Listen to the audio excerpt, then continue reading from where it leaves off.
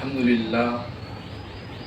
للہ رب العالمین والعاقبۃ للمتقین والصلاة والسلام علی اشرف الانبیاء والمرسلین اما بعد فاعوذ باللہ من الشیطان الرجیم بسم اللہ الرحمن الرحیم والذین اذا فعلوا فاحشة او ظلموا انفسهم ذکروا اللہ فاستغفروا لذنوبهم ومن یغفر الذنوب الا اللہ ولم یصروا علی ما فعلوا وهم یعلمون اولئک جزاؤهم مغفرۃ من ربهم وجنات تجری من تحتها الانہار خالدین فیہا ونعم اجر العاملین صدق اللہ العظیم وصدق رسولہ النبی الکریم الامین ونحن علی ذلک لمن الشاہدین والشاکرین والحمد للہ رب العالمین۔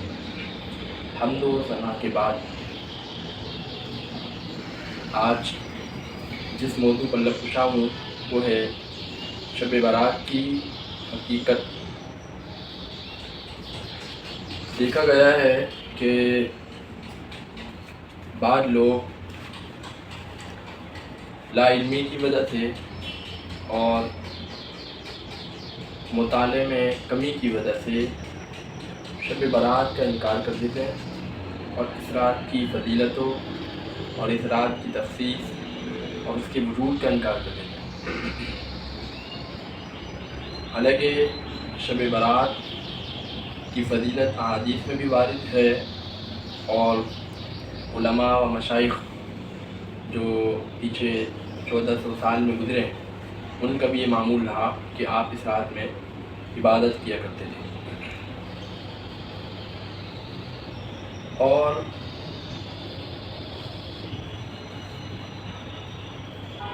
ماہ شعبان کی فضیلت کا، اس کی تخصیص کا اور اس کی حقیقت کا انکار کرنا یہ کسی شخص کے علم میں کمی یا مطالعے میں کمی اور نقص ہو سکتا ہے۔ کسی کو یہ حق نہیں پہنچتا کہ وہ مطالعے کی کمی اور علم کی کمی کی وجہ سے کوئی چیز، کسی بدیہی چیز کو یا کسی بدیہی حقیقت کا انکار کرتے یا اس کو نہ مانے۔ اور دیکھا گیا کہ بعض لوگ، بعض اسپیکرز اور بعض اسکالرز شب برات کی حقیقت کا اور اس کا وجود اور اس کی فضیلت اور اس کی تخصیص کا انکار کرتے تھے، اور یہ بالکل غلط بیانی ہے، سراسر غلط ہے اور اسلام پر زیادتی ہے اور اپنی جہالت پر پردہ ڈالنے کے مترادف۔ حضور صلی اللہ علیہ وسلم نے فرمایا آدھا علم ہے اپنی لا علمی کا اقرار کرنا۔ اہل علم کا شیوہ تو یہ ہے کہ وہ یہ کہیں کہ ہمارے مطالعے میں یہ بات نہیں گزری، ہو سکتا ہے وہ ہمارے مطالعے میں نہ گزری، بجائے اس کے یہ کہہ دینا کہ اس کی کوئی حقیقت نہیں ہے اور اس کا کوئی وجود نہیں ہے۔ یہ لا علمی اور جہالت ہے، سراسر جہالت ہے، کیونکہ کتابیں اور کتب حدیث اور صحابہ کرام سے مرویات بھری پڑی ہیں، سینکڑوں کتب حدیث کے اندر روایتیں موجود ہیں، اور کچھ ضعیف بھی ہیں کچھ صحیح بھی ہیں، ساری صحیح نہیں ہیں، کچھ ضعیف بھی ہیں۔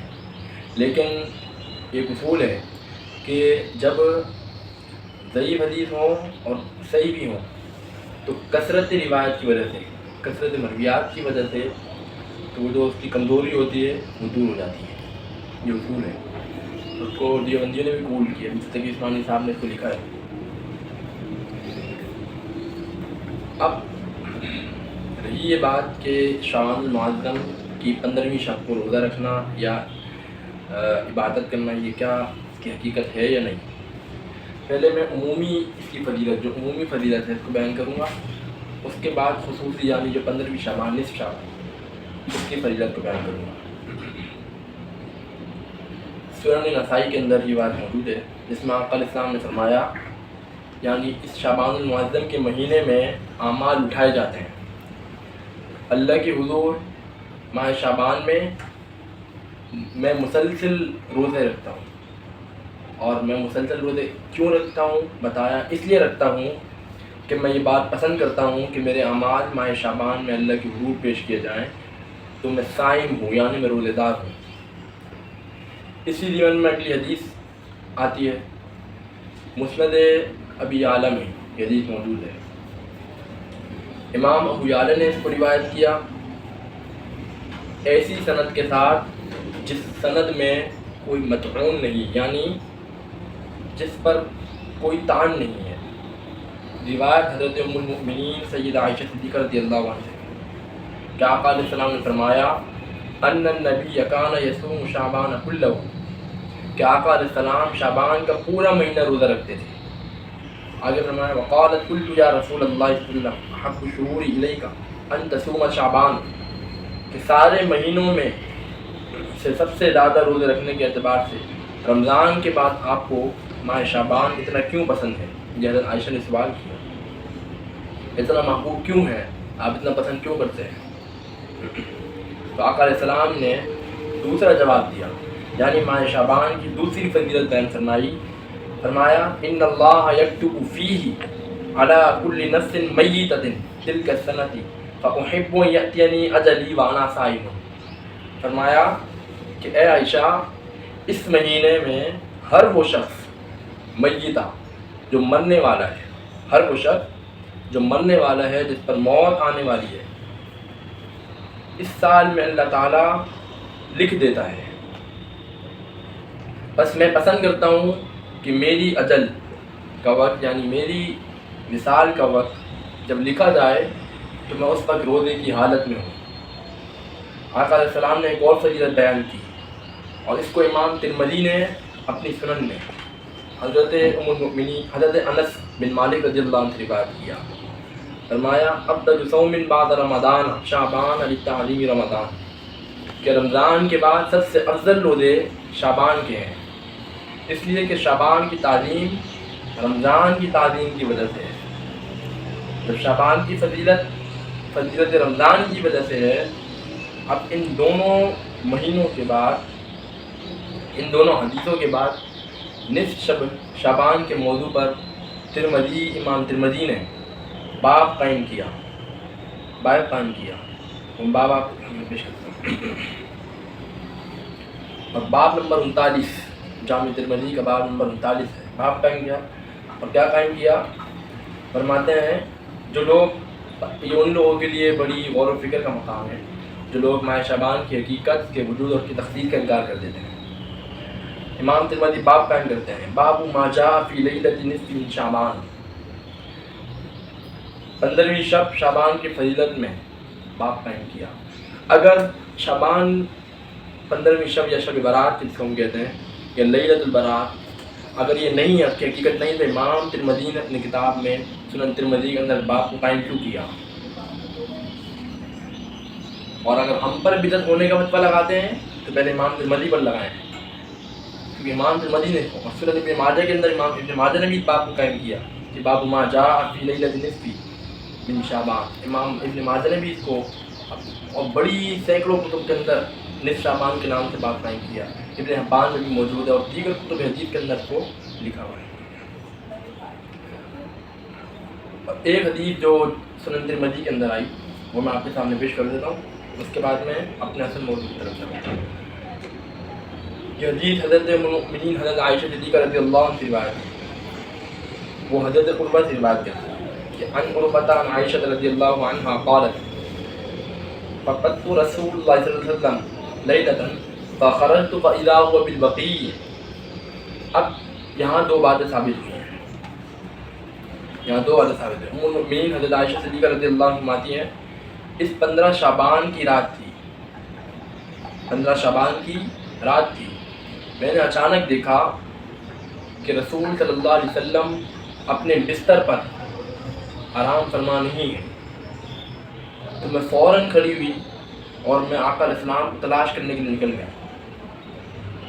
لیکن جب میں تلاش کرنے نکلی تو فَإِذَا هُوَ بِالْبَقِيعِ، میں نے آپ کو دیکھا کہ آپ جنت البقیع کی طرف جا رہے ہیں، میں نے آپ کو جنت البقیع قبرستان میں پایا۔ یہاں سے دو باتیں ثابت ہوئی،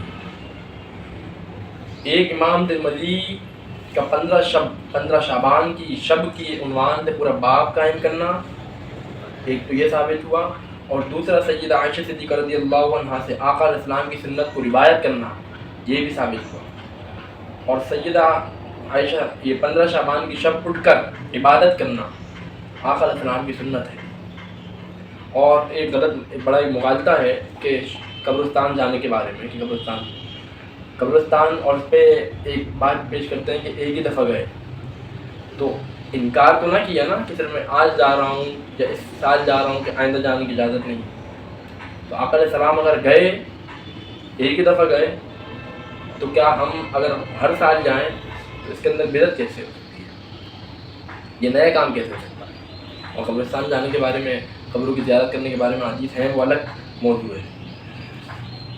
تو حضرت عائشہ صدیقہ رضی اللہ عنہا جب حضور اسلام کے پاس پہنچی تو حضور اسلام نے حضرت عائشہ صدیقہ رضی اللہ عنہا کی طرف دیکھا تو آقا اسلام نے فرمایا اکنت تخافین ان یحیف اللہ علیک ورسولہ، قلت یا رسول اللہ انی ظننت انک اتیت بعد نسائک۔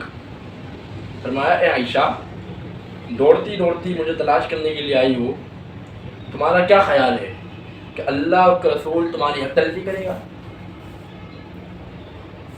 اب یہاں ایک بڑا لطیف نکتہ ہے۔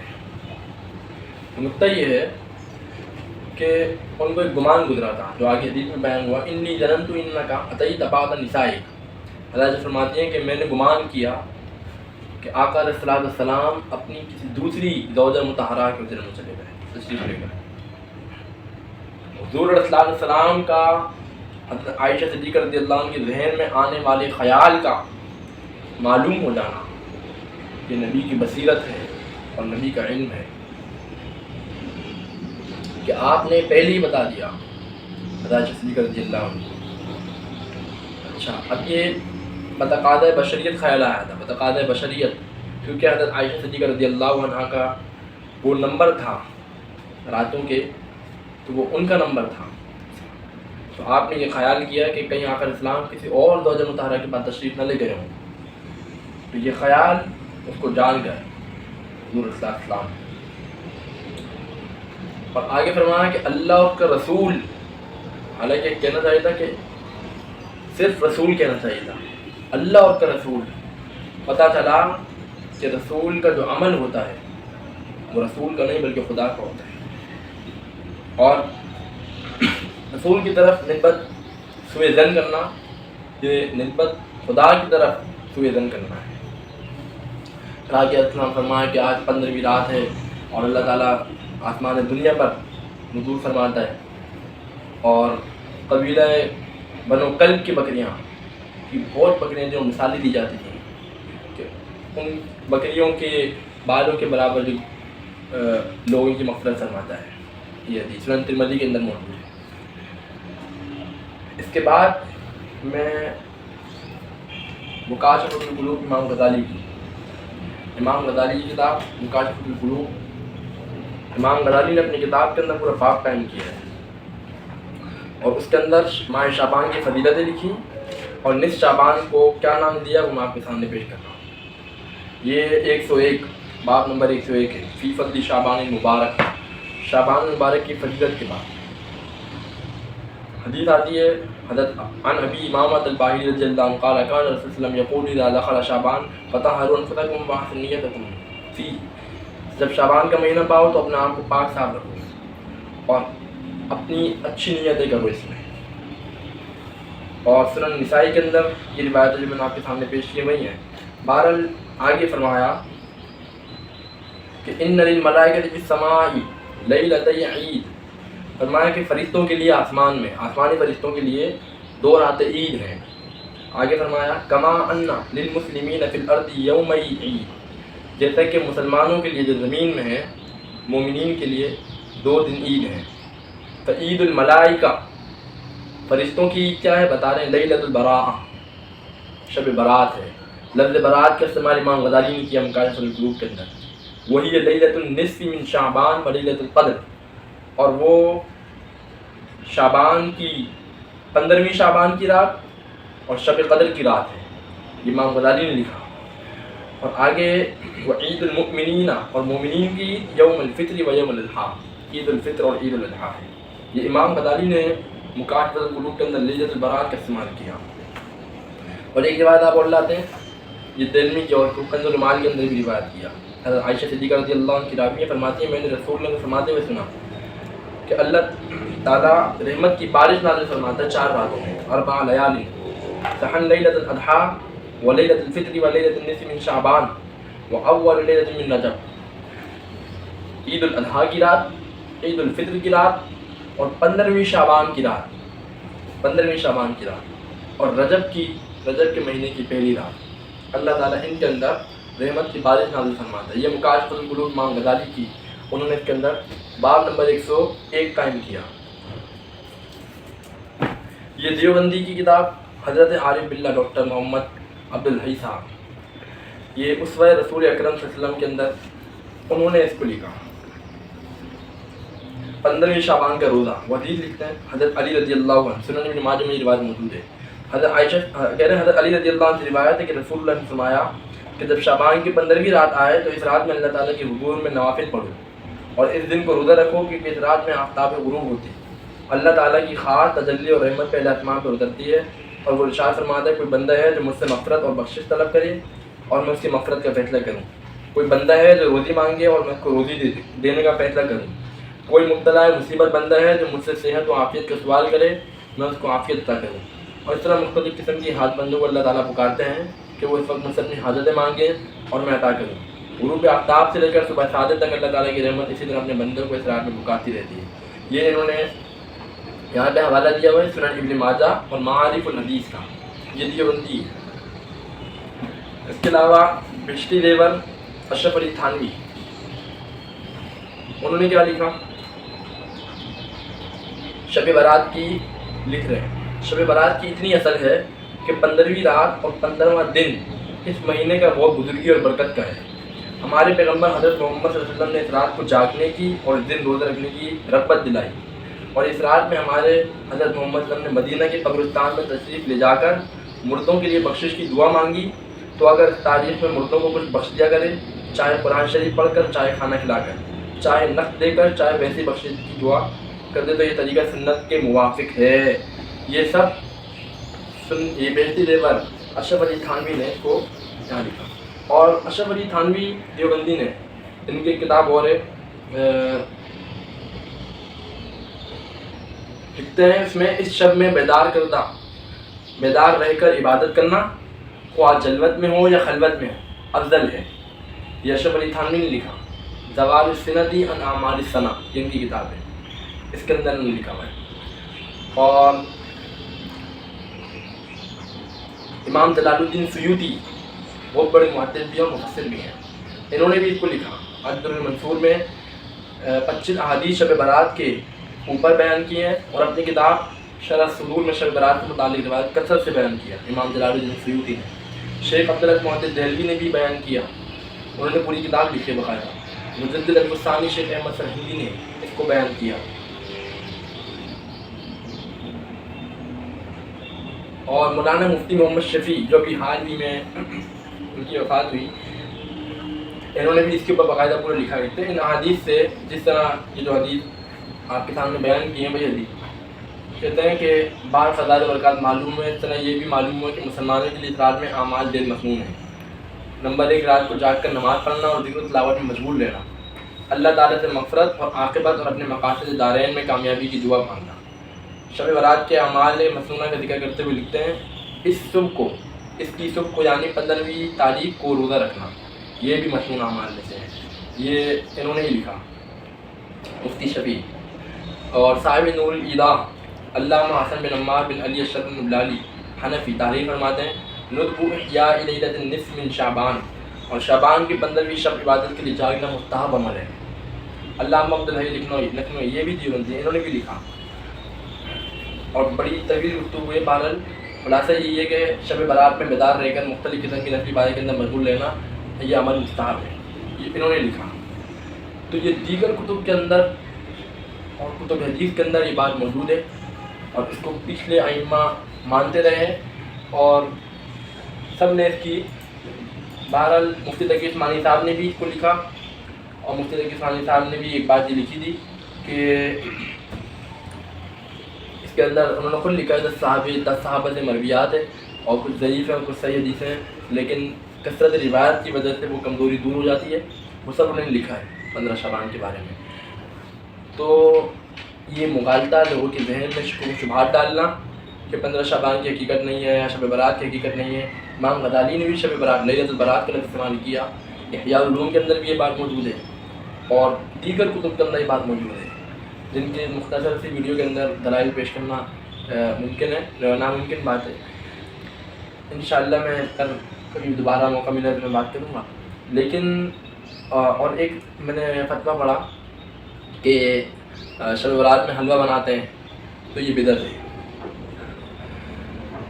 قرآن مجید میں آتا ہے یا ایھا الذین آمنوا کلوا من طیبات ما رزقناکم، اے وہ لوگ جو ایمان لائے پاکیزہ اور رزق حلال کھاؤ. بھائی حلوہ ناپاک ہے کیا؟ جو حلوہ تو پاک ہے. کہتے ہیں آپ اسی رات میں کھاتے ہیں تو کیا کسی رات میں قید لگائی گئی ہے کہ اس رات کو نہیں کھانا اس رات کو کھانا ہے؟ ایسی باتیں کر کے لوگوں کے ذہن میں شکوک و شبہات نہ ڈالیں. یہ بالکل غلط بات ہے اور بالکل غلط طریقہ ہے. ایسی کوئی بات نہیں ہے. تو آپ اس طریقے سے فتوے ان پہ لگایا کریں جس طرح یہ شادی کے اندر جو رسومات طے کی جاتی ہیں ان پر فتوے لگائیں. اس وقت آپ کو خیال نہیں آتا، آپ کو یہاں پہ خیال آنا شروع ہو جاتا ہے. تو ایسا نہ کریں. یہ بالکل آپ کی من گھڑت باتیں اور کچھ نہیں ہے کہ اس طرح حلوہ پکاتے ہیں اور یہ کرتے ہیں وہ کرتے ہیں. تم نے فرمایا مومن میٹھا ہے اور میٹھے کو پسند کرتا ہے تو حلوہ بنا کے کھلا دوں تو اس میں کیا غلط بات ہے؟ ایسی کوئی بات قابل قبول و غلط بالکل آپ کا یہ سراسر غلط بیانی ہے اور کچھ بات نہیں ہے. باقی میں نے حدیثیں اور دلائل پیش کر دیے فریق مخالف کی طرف سے بھی جو بڑے بڑے ان کے اکابر ہیں اور بڑے علامہ ابن تیمیہ نے بھی اس کو اپنے فتاوی مجموعہ فتاوی کے اندر لکھا ہوا ہے شب برات کی فضیلت پر. کئی اور کئی رسائل بھی موجود ہیں اور کئی کتب بھی موجود ہیں جنہوں نے لکھی ہیں. اشرف علی تھانوی نے باقاعدہ پوری کتاب لکھی ہوئی ہے اس کے اوپر. تو خلاصہ کلام یہی ہے کہ ان لوگوں کی شکوک و شبہات میں نہ آئیں. یہ شکوک و شبہات ہیں صرف اور کچھ نہیں ہے. اور جو دوسرے فریق مخالف ہیں وہ بھی اس طریقے سے شکوک و شبہات ذہن میں نہ ڈالیں کہ بندہ جو ہے ہاں آپ لوگ اس رات سے محروم کر دیے گئے ہیں یہ بات بولیں. ورنہ اس رات میں اللہ تبارک و تعالیٰ یہ دیوبندی انہوں نے ہی لکھا کہ آسمان دنیا پر اللہ تبارک و تعالیٰ تشریف لاتا ہے، ندا کرتا ہے کہ ہے کوئی جو مجھ سے مغفرت طلب کرے، ہے کوئی حاجت مند جو مجھ سے میں اس کی حاجت پوری کروں. اور بار بار فرماتا علیہ کذا علیہ کذا علیہ کذا کے الفاظ ہے کوئی شخص. تو بھائی یہ سب اور آپ کے لوگوں نے لکھی، ہماری نہیں تو اپنے یا کابر کی مانیں آپ. تو دعا اللہ تعالیٰ سے کہ وہ ہم سب کو اس کو سمجھنے کی اور اس پر عمل کرنے کی توفیق عطا فرمائے. اور البتہ یہ بات جو آج یہ کہ جو ہمارے یہاں یہ پٹاخے اور بم وغیرہ پھوڑے جاتے ہیں بالکل غلط ہے اور یہ طریقہ صحیح نہیں ہے. یہ ہماری کوئی وہ نہیں ہے رسم. یہ بچوں کو ان کے والدین کی تربیت ہونی چاہیے، ہمارا اس میں کوئی قصور نہیں ہے. ہم یہی کہتے ہیں کہ وہ راتوں کو عبادت کریں اور دن کو روزہ رکھیں، خلوت میں جلوت میں ہوں. یہ تو اشرف علی تھانوی صاحب نے خود بھی لکھا ہے خلوت اور جلوت دونوں میں افضل ہی ہے.